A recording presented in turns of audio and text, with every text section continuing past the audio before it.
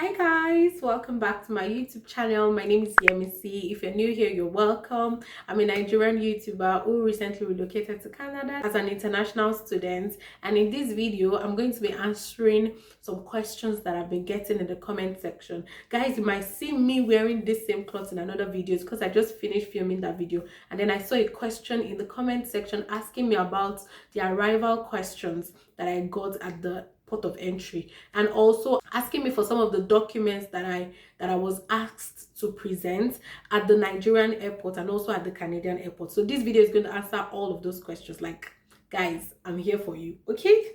I traveled on April 9th, and some of the questions that I got were quite shocking to me. One of them was, why are you traveling now that school is almost over? Because my school semester was going to end April 30th and I was traveling April 9th, and they were still questioning me. It was quite surprising to me because I was trying to explain to them that my school is still in session, so why should you be bothering me? But I mean, I think that was like one of those questions that they needed to ask and also, you know, be sure of before I traveled.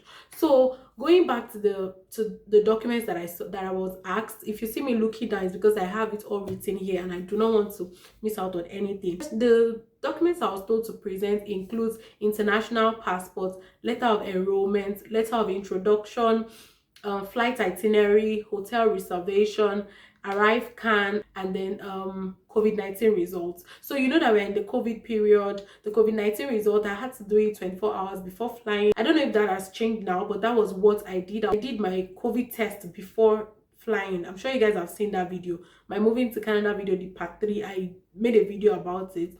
And also the arrive can, you have to do it 48 hours before flying. But this one, I'm not so sure it must be 48 because I made a mistake in the landing date, and so I was told to correct it at the airport, and I did another one at the airport. And when I got to Canada, I thought I was going to be questioned, but nobody questioned it. So I don't think it's so compulsory, but please, let's abide by the rules 48 hours before flying, okay? So for the hotel reservation, I had booked a hotel when I was back in Nigeria. How I booked it was myself and the person we came together, we decided on the particular hotel that I wanted to book, that I wanted to lodge in, which was, it was originally Fairfield Inn, but we had done all the old processing. She used that credit card because I don't have one, and then, you know, they already had all our information. But when we got there, they told us that the place was already booked, and then they had to close up some rooms. I don't know, probably due to COVID. So they told us to go to the next hotel that was just beside it, which is Hampton Hill. Yeah, that's the name. Yeah, that's the name. Okay, so that was how we booked. And also I think we traveling together, we being two, also helped us to cut costs, because some of my friends had to pay about 1,100 Canadian dollars, but we paid 1,470 Canadian dollars together, and then we divided into two, which was $735 each. So if you have anybody coming down, just try to travel with that person. Yeah, just do your 3 days with the person. Explain to them at the port of entry that you guys are flying together, that like you're flying the same plane, and then also landing on the same date and at the same time. So they should just let them know why you guys can stay in the same room. Okay, that's what we did. Also for the letter of introduction, that's the correspondence letter that you get on your application page once you get approved. That letter that just states that you have been approved, and then you should send in your passport. That's the letter of introduction.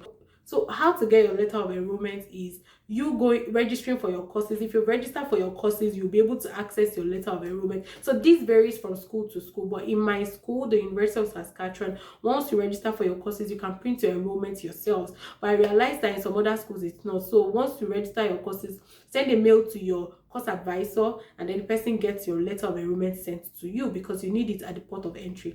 I presented it at Nigerian airport. I also presented it at the Canadian airport. So that was all I was asked. But some other people got some other requests. Some people were told to present some other documents, and I wrote them down. One of them is tuition receipt. Immigration officers wanted to be sure that, you know, they've paid and some whatever, so they were asked for their tuition receipt. I'm talking about my friends here. Then one of them was also asked for bank statement. So you want to get your bank statement printed handy before you travel. Before I move on to the next part, so somebody asked me a question as to, oh, what if I've already like removed money from my bank statement and they still want me to tender a bank statement. So this is I believe that the previous bank statement that you used to apply is enough.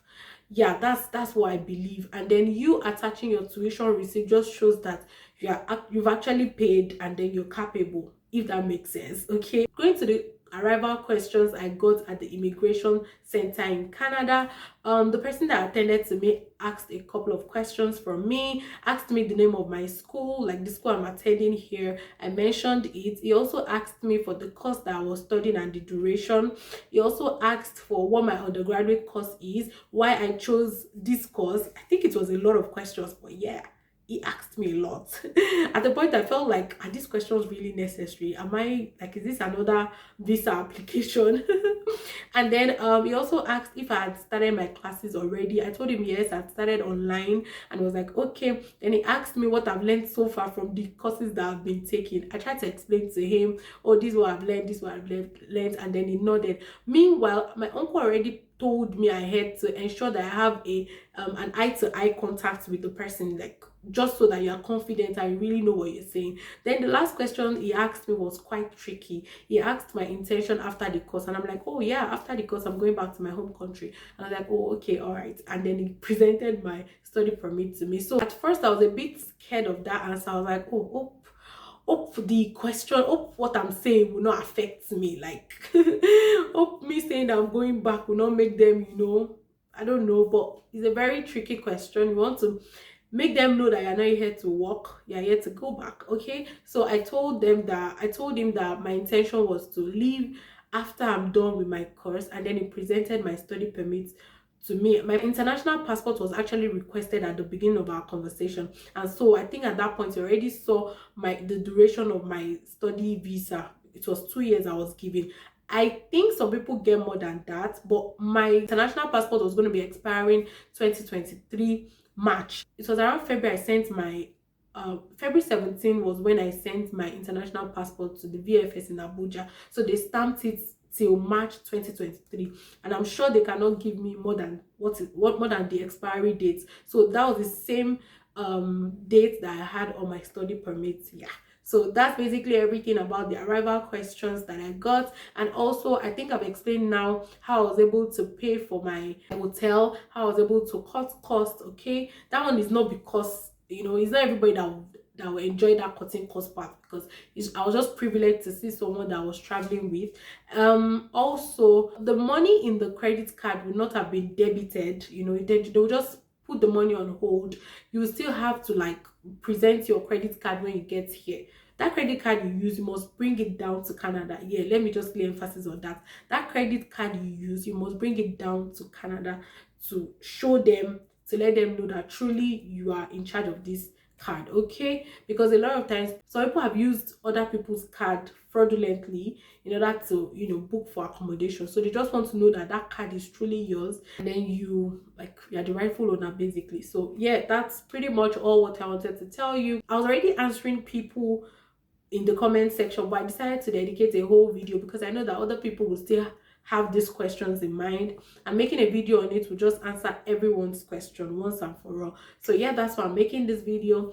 If you're yet to subscribe now, like this video, turn on the notification bell, share this video to your friends that might be having the questions surrounding immigration arrival questions and the documents to tender at the immigration center or the port of entry, and also how to get their quarantine accommodation.